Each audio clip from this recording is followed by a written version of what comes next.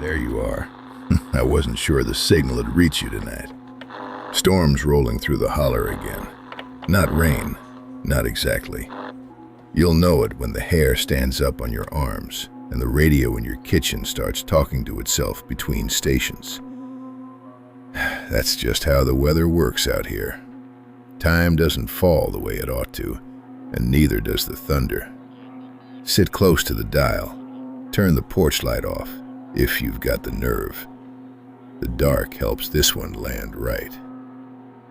Tonight's story didn't come from a book, and it didn't come from the archive down in Studio B, though Lord knows what's filed away in there. It's about a truck, a dead man's truck, and a preacher who wasn't broadcasting from anywhere on this earth. My grandmother Ruthie used to tell me there's a kind of thieving that goes deeper than money.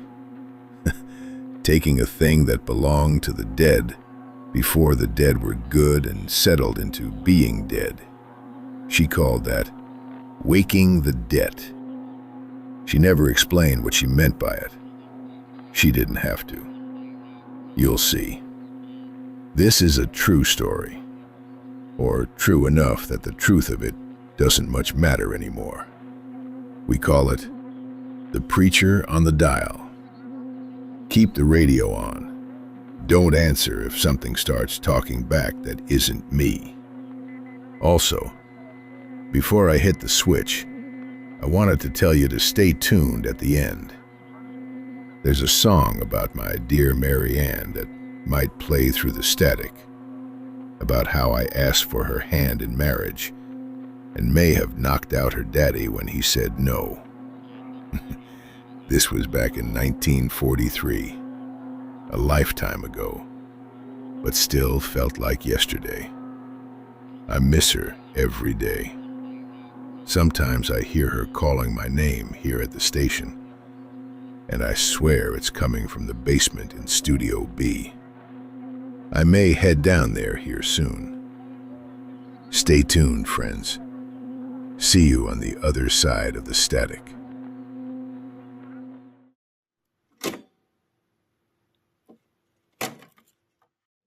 The Preacher on the Dial.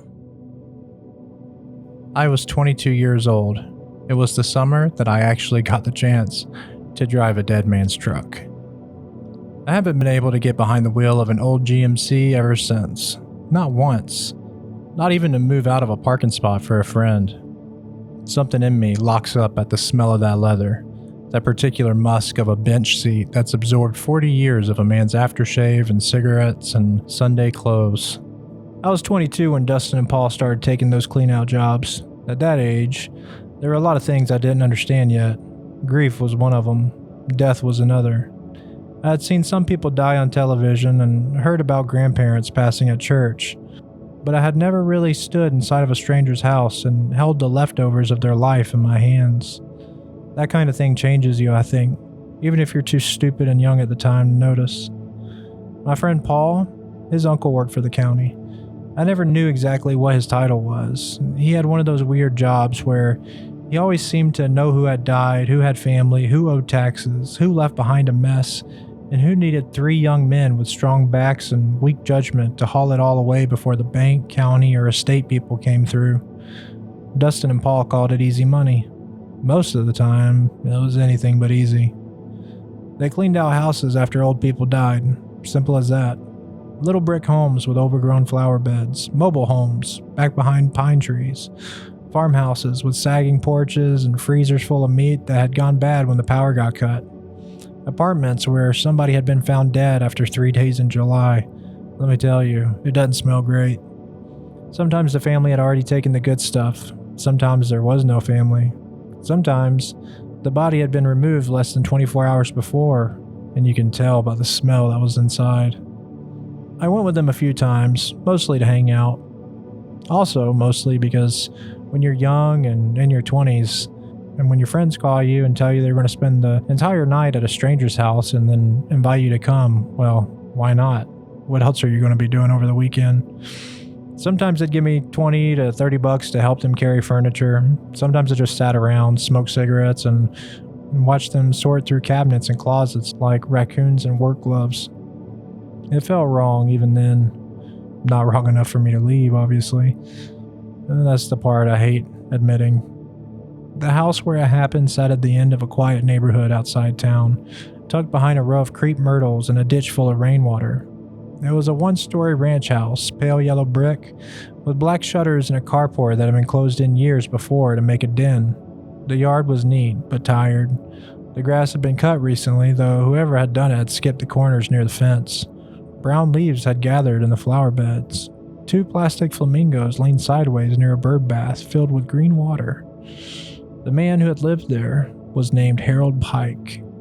That name was written on mail stacked by the door, on prescription bottles lined up near the kitchen sink, and on an old bowling trophy in the spare room. Harold had died 3 days before we got there. His wife Evelyn, however, died about a year earlier. That was the first thing Paul told us when we pulled up. "Old man lost his wife last year," he said, cutting the headlights. "Then he went downhill. My uncle said he barely left the house after that." Dustin made a sound like he was trying to be sympathetic but didn't really know how. I looked at the house through the windshield. There was one light on inside, though we hadn't gone in yet. A yellow lamp glowed in the front window, dim and steady. "I thought the power was off," I said. Paul shrugged. "Guess not." It was close to 8:30 at night when we started. The neighborhood was quiet in that way older neighborhoods get after dark. No kids out, no dogs barking. Just the hiss and hum of porch lights, dark windows, and the sound of insects sawing away in the trees.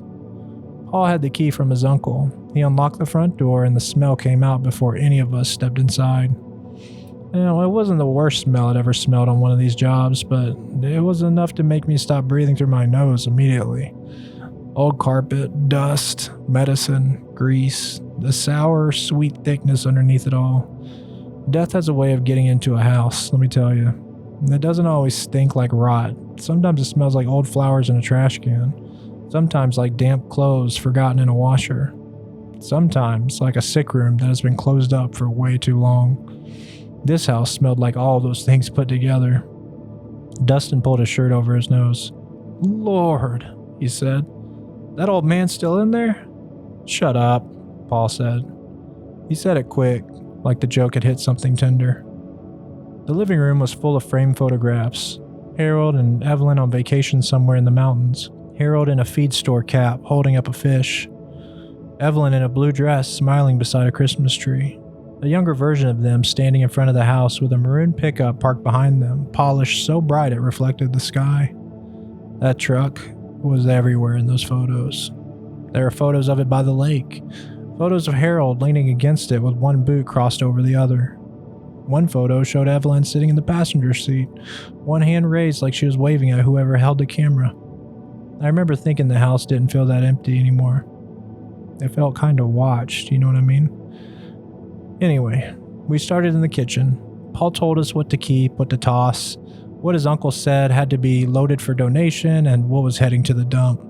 We were supposed to separate anything that looked valuable: jewelry, cash, firearms, paperwork, anything like that. The county had rules. Dustin and Paul, they had their own rules. And sometimes those rules shifted depending on how much cash was found in sock drawers. Now, I didn't really much like that part, but that didn't stop them either. The kitchen drawers were full of rubber bands, twist ties, old batteries, plastic grocery bags, and envelopes with dates written on the front. I remember there being a junk drawer with a bunch of keychains in it for some reason. The fridge had been mostly cleaned out, probably by whoever found Harold, but there were still jars of pickles, mustard, a carton of buttermilk, and a plate covered in foil. None of us lifted that foil. The bedroom was worse. Harold's bed was stripped, but you could see the shape of him still in the mattress. One side sagged deeper than the other. On the nightstand sat a glass of water, a pair of reading glasses, and a little white dish with 2 pills in it. Evelyn's side of the room had been untouched. Her hairbrush was still on the dresser, with hair on it. Her perfume bottle sat beside a porcelain angel with one chipped wing. In the closet, her clothes still hung in clear plastic dry cleaning bags. Paul stood there and looked at them for a while. I took it upon myself to pick up the porcelain angel and Realized it was sort of a music box thing with a little crank on the bottom. I turned the crank a few times and listened as the rhythm began. Played this old hymnal melody, and it filled up the entire room. Dustin said, "Man, that sounds sad as hell." Nobody said a word after that. Around midnight, we moved into the garage. The garage was cleaner than the rest of the house, surprisingly. Harold kept it like a church. Pegboards lined the walls, every wrench and screwdriver hanging in place. Coffee cans full of bolts sat on the shelf, each labeled in black marker. There was a workbench with a vise on one end, a little radio on the other, and a calendar from 1998 still showing the month of October. The truck was parked in the middle. It was a maroon GMC pickup.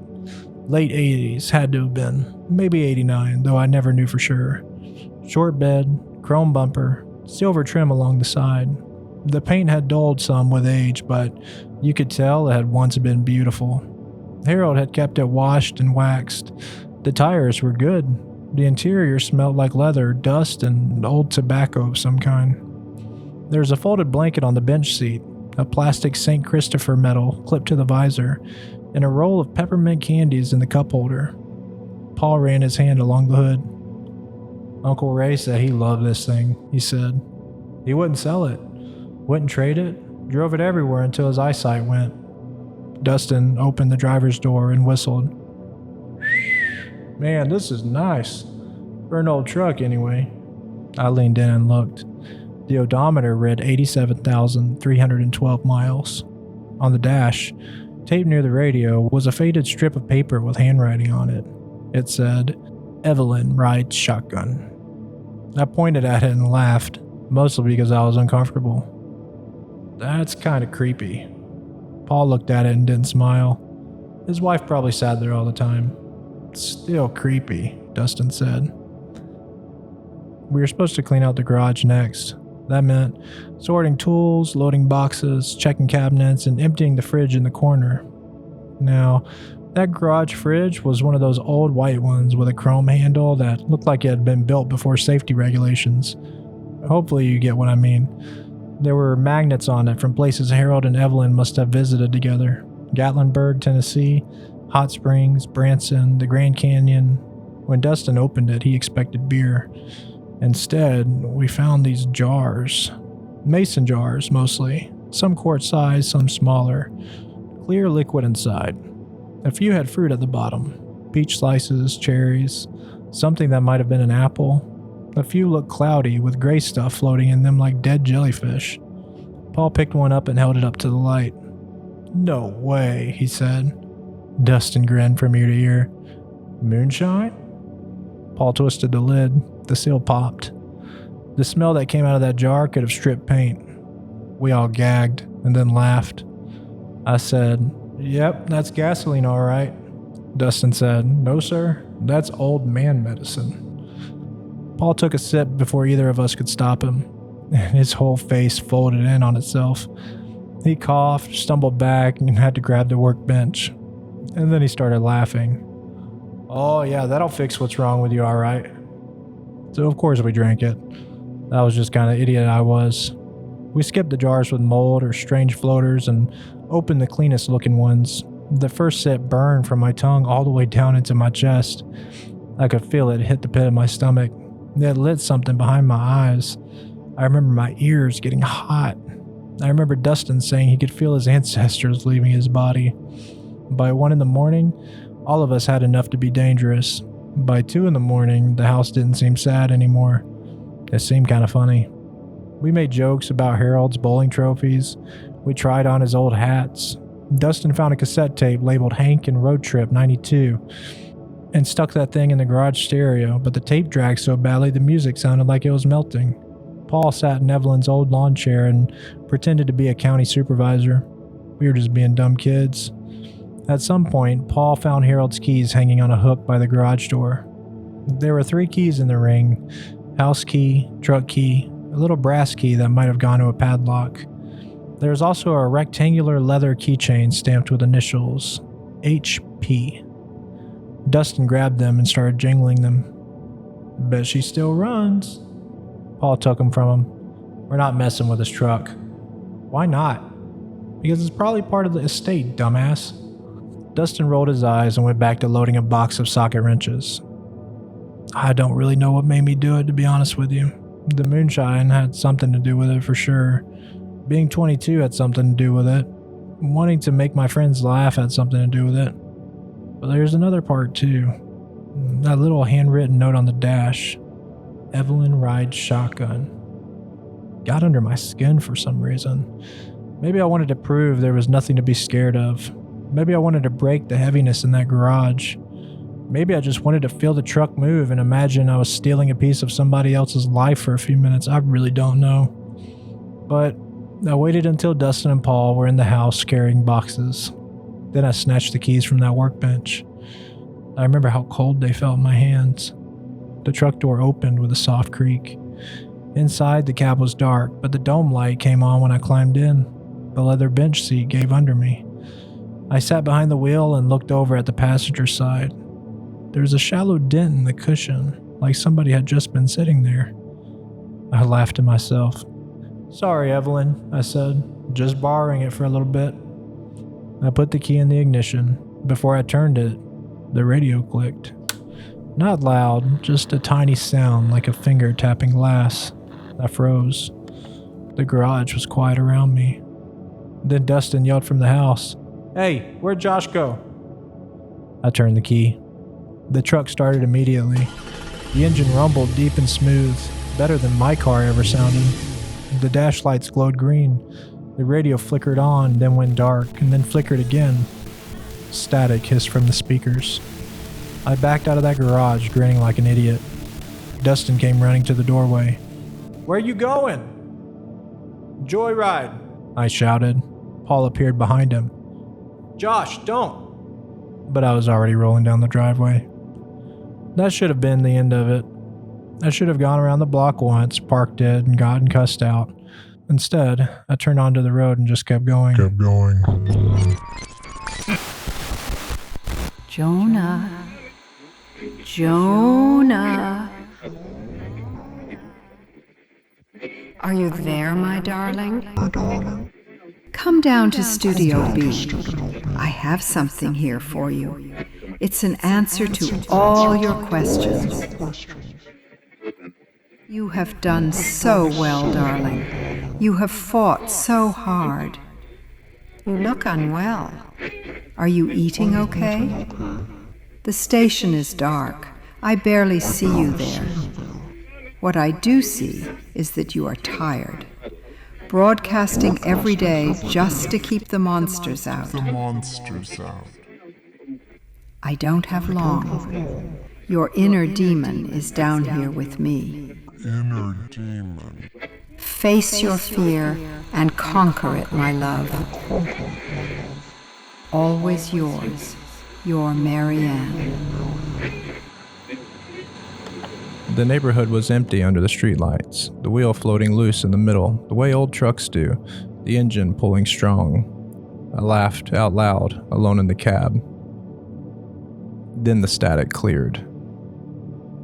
Cleared, the way a hand reaches over and adjusts the dial for you.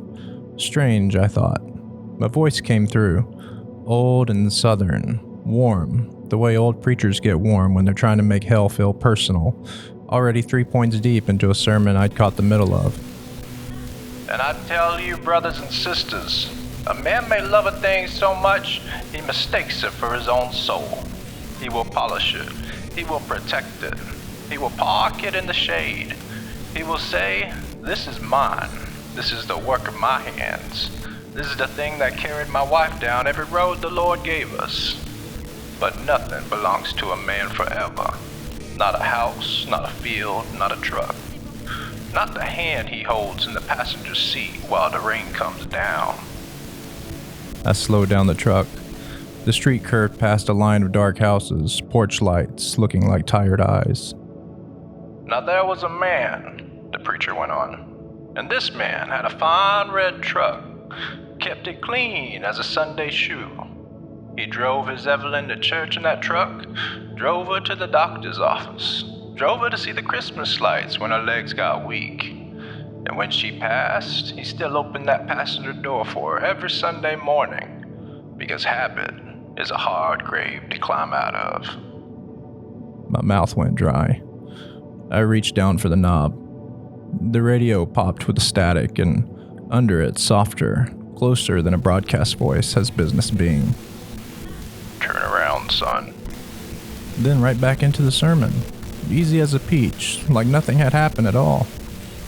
I told myself it was a coincidence. Late night AM, religious hour, old men in their trucks, preachers and their metaphors, and me drunk as a skunk in a dead man's pickup at 3 o'clock in the morning.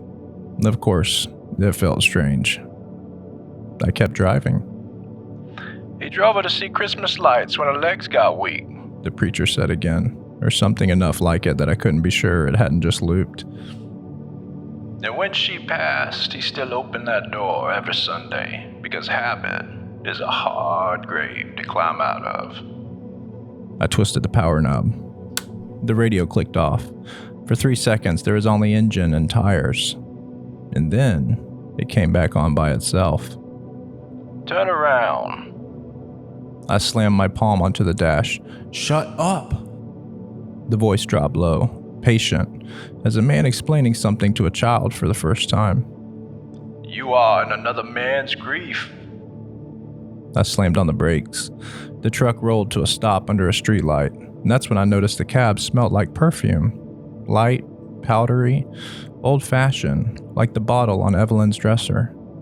I looked over. The passenger seat was empty, but the blanket had folded itself down differently than it had before. At least I thought it had. The little note on the dash seemed brighter now, though it was probably just catching the glow from the streetlights. Evelyn rides shotgun. I looked back at the road. The preacher said, There are some places a stranger ought not to sit. My hands tightened on the wheel. I'm going back, I said out loud to nobody. The preacher said nothing. The static grew louder. I turned down another street, trying to find my way back to Harold's house. I should have seen the main road by then. I should have seen the corner store. Should have seen the ditch with the creep myrtles. Instead, the houses thinned. The road narrowed. Trees pressed in close on both sides. I had no memory of there being woods behind that neighborhood. The truck's headlights slid over pine trunks, mailboxes, black ditches, and rusted culverts half choked with weeds. I slowed the truck to a crawl. The air in the cab had gone cold enough to raise bumps on my arms. Then, the radio snapped clear. Stop. My foot was still on the brake. You're going to hit him. I looked up. A man stood in the road 5 feet off the hood, and I hadn't seen him get there. I hadn't seen him step from a yard or come around a car. He was simply just there, caught hole in the headlights. Old, thin, stooped some, dark trousers, a white undershirt, house slippers. Skin with that gray hospital bed look, hair combed neat to one side, his mouth hung open a little, the way a mouth hangs open on someone who's stopped remembering to close it. The truck idled hard under me. The old man didn't move. Then, slowly, he turned his head, not towards me at first, but towards the passenger seat. And the perfume in the cab, it was getting stronger. And then his face changed, softened. His mouth trembled like he was about to say something that he had been saving up for a long time. And when he whispered it, I couldn't hear it through the glass. The radio answered him. Not the preacher this time, but a woman. I know, Harold. I threw the truck in reverse. The engine revved and the truck didn't move an inch. The old man put one hand flat on the hood. It made no sound at all. A hand that should have thumped metal, but it didn't. He's just a boy, Harold, the woman said. Harold turned his eyes on me then, and they were full of anger, full of hurt, of a loneliness so deep that it had hollowed him clean out and left something else living in the space where a man used to be. The locks popped back up. The preacher came back on the radio, breathing hard like he had been standing too close to his own microphone. Drive home now, son. Slow. I didn't argue. I put it in drive. Harold stepped aside, not towards the curb, but towards the passenger door. I heard it open. Felt a cold sweep through the cab. felt the seat beside me sink down under a weight I never once looked over to confirm, because there are moments in a life when some part of you already knows that seeing will only give a thing a face to wear in your nightmares from then on. The door closed itself. The locks clicked down. The perfume filled the cab till my eyes watered, and the preacher whispered, "Don't look at him in the mirror." I didn't know what he meant by this at first. To my knowledge, to my understanding, it seemed like Harold or somebody was sitting in the passenger seat next to me. But then, suddenly, I felt the entire truck bed pull back and slam down as if something very heavy had just jumped back into the flatbed. I began driving, slowly at first, shaking, and I remembered what the preacher whispered over the radio when he warned me not to look at him in the mirror. And to be honest, I just couldn't help myself. Of course, I did. 3 streets on, maybe 4, my eyes slowly lifted without my permission, and in the rear view, Harold sat in the truck bed facing the back glass, both hands braced on the top edge of the cab.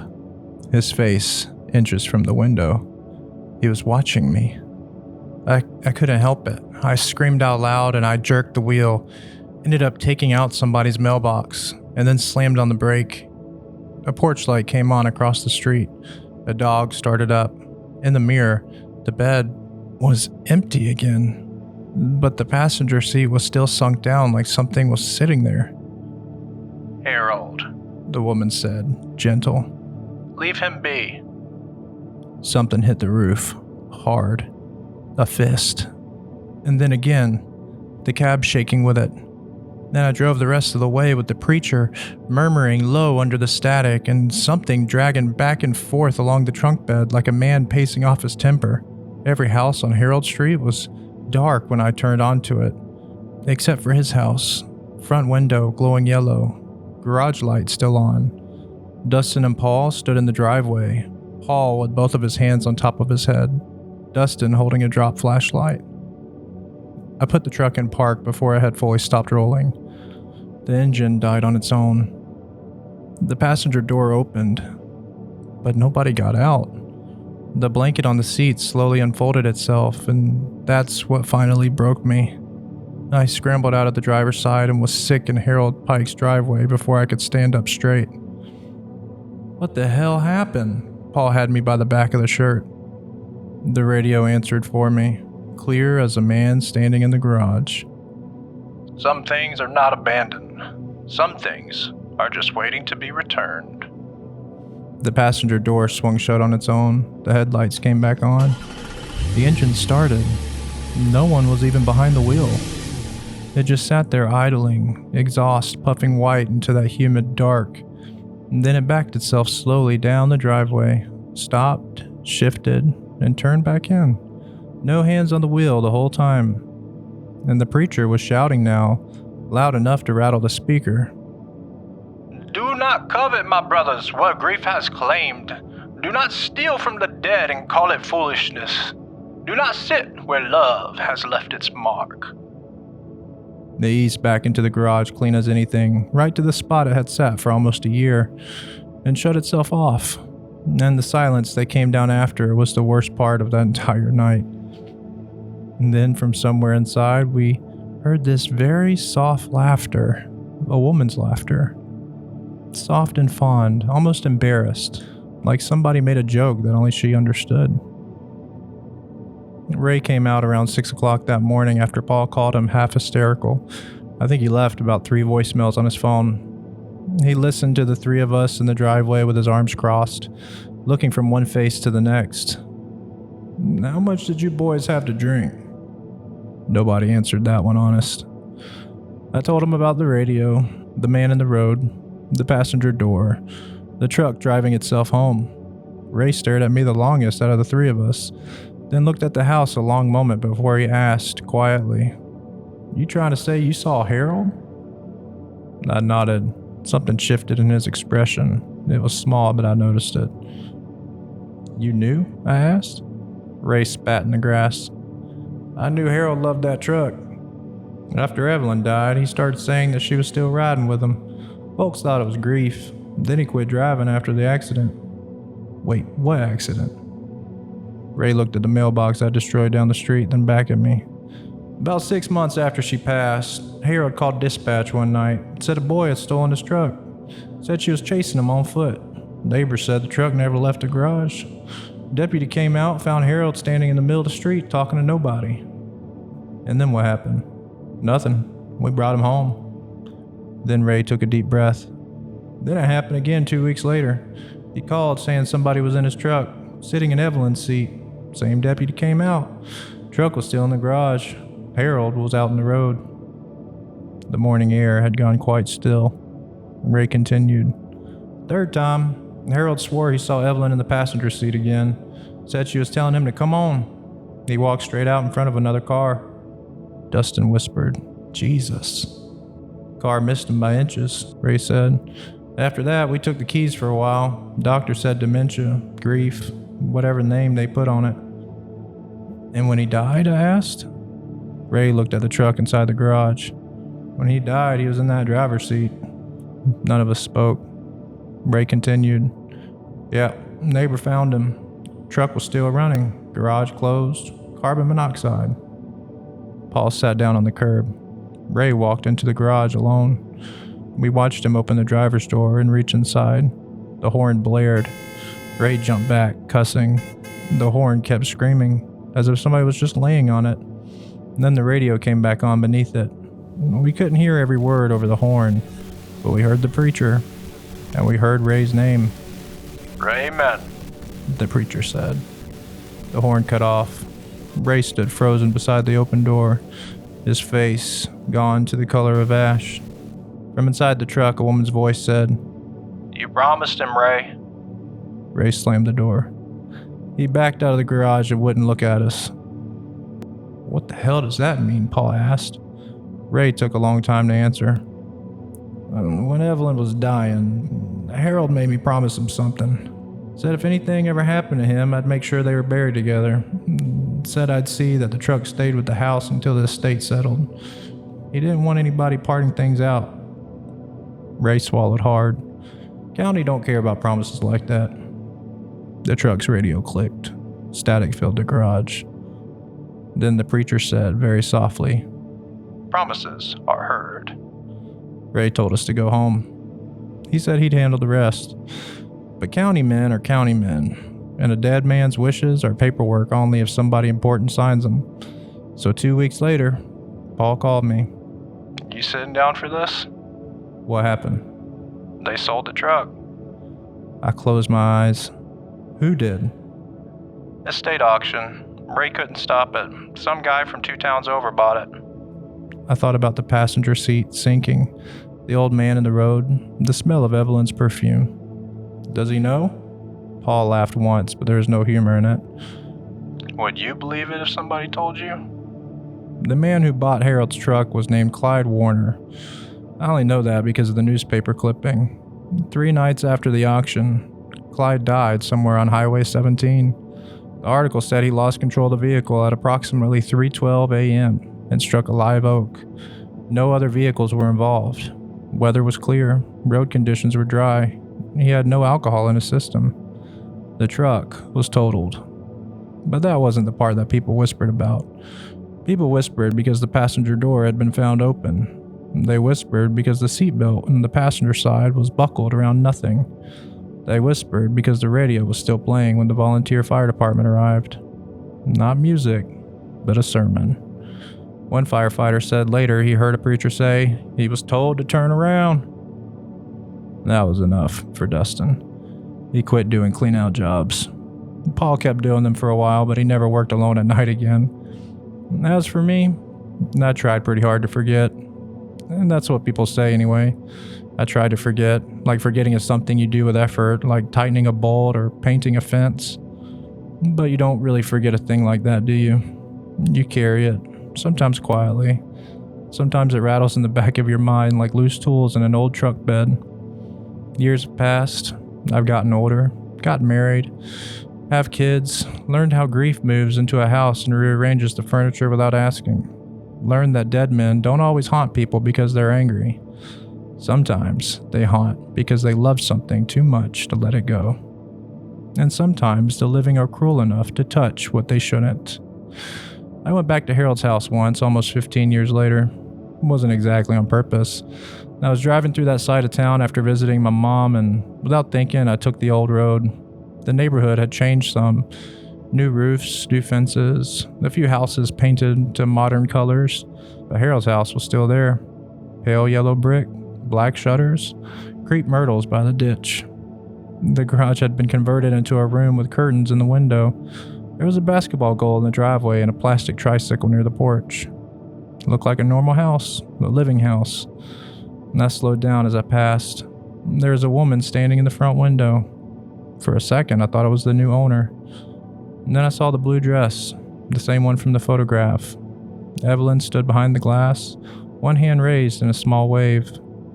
I nearly ran off the road. When I looked back, the window was empty. So I kept driving, and I didn't turn around after that. A month later, a letter came to my house with no return address. Inside was an old Polaroid I had never seen among all the photographs in that house that night. Harold's garage, before the truck was ever wrecked. The maroon GMC polished and whole, driver's side standing open. Harold beside it in his feed store cap with one hand on the roof, and Evelyn sitting in the passenger seat, smiling square at whoever held the camera.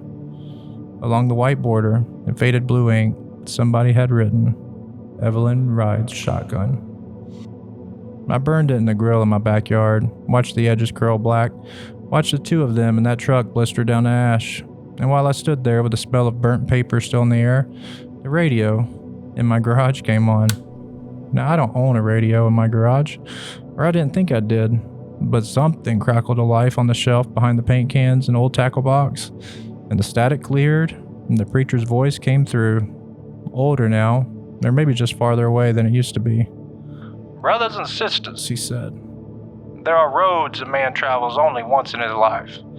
There are roads that follow him home. And I stood in that yard for a while. From inside the garage came the faint scent of perfume, light and powdery, old-fashioned, and a woman's voice, soft under the static. Tell them not to take what isn't theirs. So if you ever find yourself cleaning out a dead man's house, listen to me. Don't laugh too loud. Don't drink from jars you find in the garage. Don't sit in his chair. Don't mock his pictures. Don't put on his hats. Don't pocket the little things because you figure nobody living will ever miss them. And if you find an old truck sitting clean and loved with the key still hanging on their hook and a note on the dash telling you plain who rides shotgun, it's best to leave it be. Some engines don't turn over because of gasoline. Some radios don't need a station at all. And some things that belong to the dead will let you drive them just far enough down the road to learn they were never abandoned in the first place.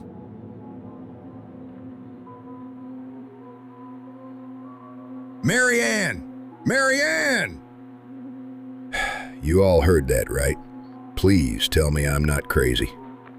If you heard it somewhere around the 17-minute mark, then that means I'm not crazy.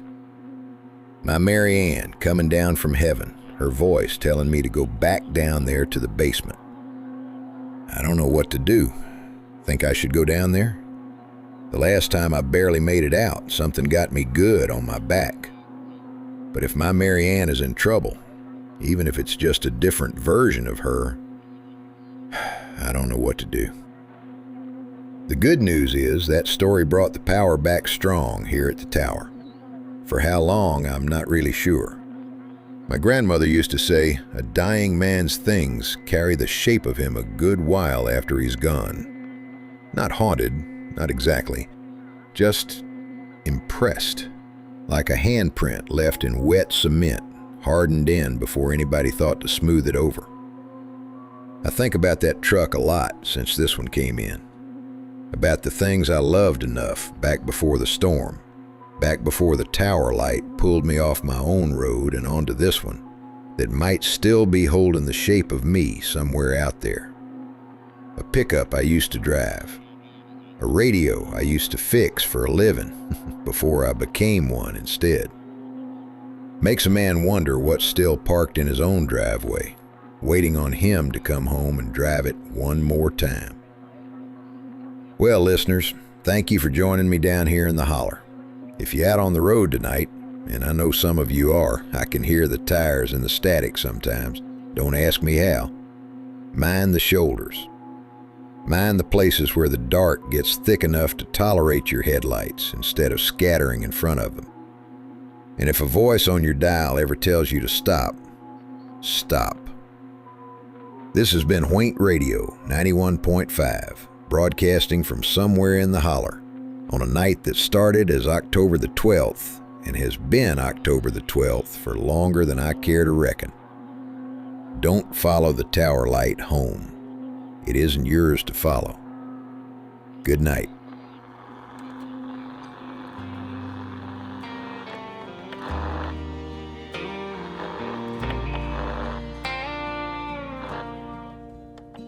It was a cold fall morning back in 1943. Smoke from burned hickory was drifting through the trees. Down at the Jackson sawmill where Daddy drew his pay, Jonah sat there in his truck, rehearsing what to say.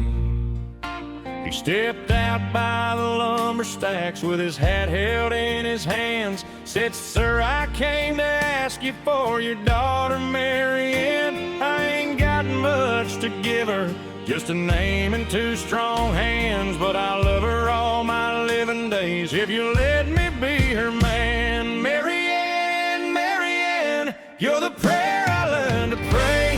You're the light across the mountain at the closing of the day. I don't need no gold or silver, I don't need no piece of land. All I ever wanted was to love my Marianne. Marianne, Marianne, I'll hold you if I can. And if the whole world stands against us, I'll still be your man." Her daddy looked him over from his boots up to his brow. Then he laughed so hard the mill boys started gathering around. He said, "Boy, she's too good for you, and I'll tell you plain as sin, a crow don't marry in this family, and you ain't coming in.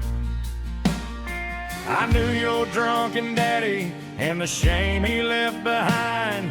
You come from cursed up hill folk and a no account kind."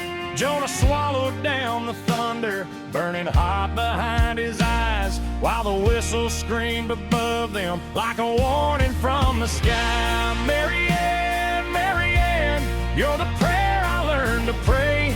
You're the light across the mountain at the closing of the day. I don't need no gold or silver, I don't need no piece of land. All I ever wanted was to love my Marianne. Marianne, Marianne, I'll hold you if I can. And if the whole world stands against us, I'll still be your man." Jonah's hands went cold and shaking, and his pride got in the way. He swung once in anger, and her daddy hit the clay. The foreman blew the whistle, and the whole yard came alive. Jonah cursed beneath his breathing and ran hard for 95. Someone threw a river stone and broke his back glass clean. He saw her father rising in the mirror, wild and mean. He drove straight to her mama's house with his shame upon his chest. Said, "Marianne, I've ruined it, and maybe leaving would be best." She stood there in the doorway in that warm September glow, while her mama watched in silence from the kitchen window. Jonah told her all that happened, every bitter, foolish part. Said, "I came to win your father, but I reckon I broke his heart." Marianne just stepped toward him with no fear and no goodbye. Kissed him once beneath the oak tree with the sunset in her eyes. Then her daddy's truck came rolling, dust rising from the lane. Jonah opened up the door and she climbed in just the same. Marianne, Marianne, you're the prayer I learned to pray. You're the light across the mountain at the closing of the day. I don't need no gold or silver, I don't need no piece of land. All I ever wanted was to love my Marianne. Marianne, Marianne, I'll hold you if I can. And if the whole world stands against us, I'll still be your man. They ran off down that county road with the whole world close behind. And Jonah never loved another till the end of time. No, Jonah never wanted nothing, no riches, crown, or land. Just a little house, a radio, and his sweet Marianne.